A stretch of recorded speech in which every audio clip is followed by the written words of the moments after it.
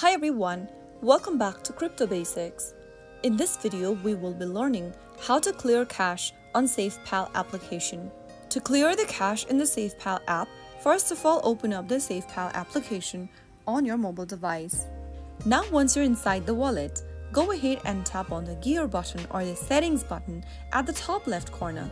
This will then open up the settings menu where you'll need to tap on clear cache. Look for an option that says clear all caches and tap on it. Soon after you do that, this will clear out all the temporary data generated from app users. You can also clear browser caches by tapping on clear browser cache, which will then clear the browsing history, cookie, data site, and cached images from the dApp browser.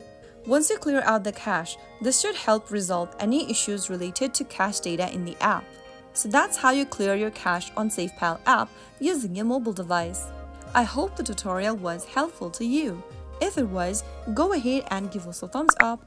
Don't forget to subscribe to the channel and hit the bell icon so that you'll never miss out on another update from us. I will be back again in the next episode. Stay tuned till then.